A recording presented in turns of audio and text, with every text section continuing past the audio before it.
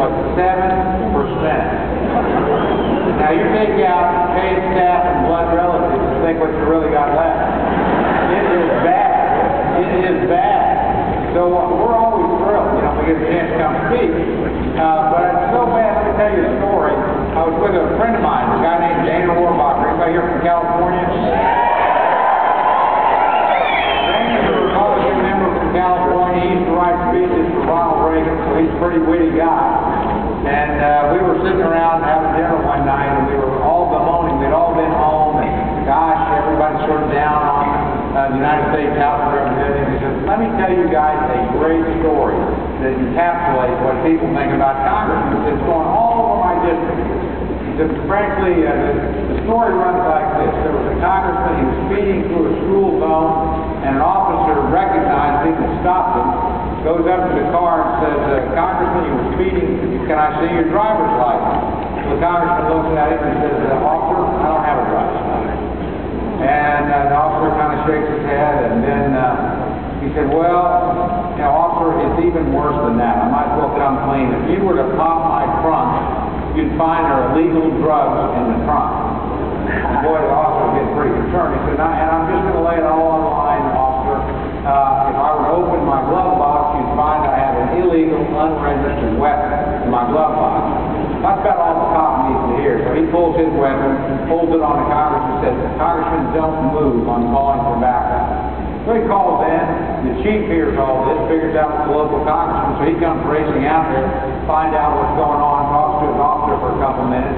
Then he goes up to the congressman, and he says, Congressman, can I see your driver's license? And the congressman looks at him and said, sure, chief. Pulls out his wallet, hands him his driver's license, everything's in order. Well, Congressman, you mind if I look in your trunk? He said, absolutely not, chief. Pops the trunk, goes back, takes a look. There's nothing in there but a car jack and a tire. And he goes back to the congressman. Okay, one last question, Congressman. He said, do you mind if I look in your glove box? He said, no, go right ahead, chief. Chief opens it up, and there's nothing in there but car registration and insurance. So the chief looks at the congressman. He says, Congressman, I've talked to my officer. Now, he told me that you didn't have a driver's license, but you do. And he told me there were illegal drugs in your trunk, but I've checked, and there's not. And he told me you had an unregistered firearm in the glove box, but I looked and it isn't there.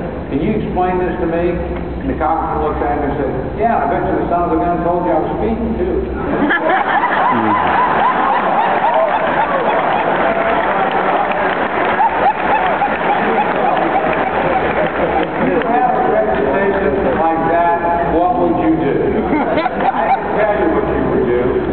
You would join prepaid and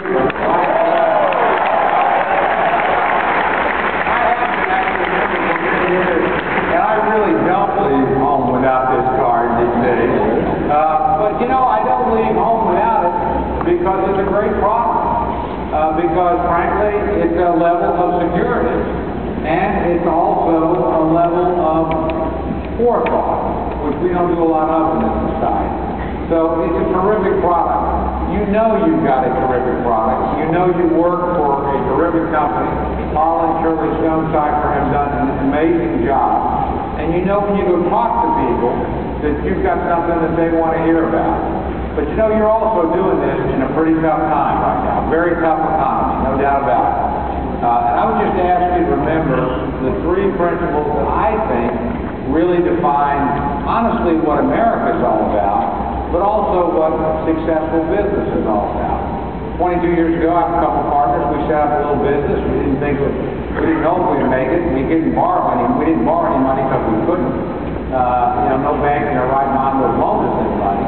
So we raised up a few $1,000 and we put it in there, and lo and behold, we took a big risk. And that's what you've done. And that's the first principle, is risk. If you don't run some risk in life, you don't try to do something different, then you're not going to ever succeed at it. You know, it's the classic old saying, if you always do what you've always done, you'll always get what you always had. The only way to change that is run a risk. You took a risk when you became a prepaid associate. You take a risk when you come here.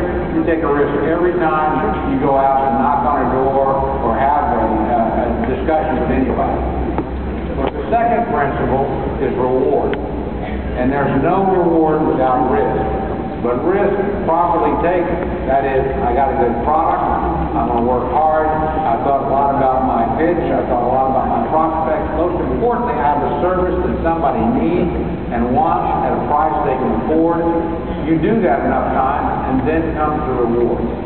And the reward is, frankly, a lot more than money. The reward is knowing I've actually provided somebody with something they need, and something that will help them either plan their life, if they're looking at a will, or frankly help them when they confront some totally unexpected situation, and do it with a degree of confidence that there's somebody standing behind them who will help them.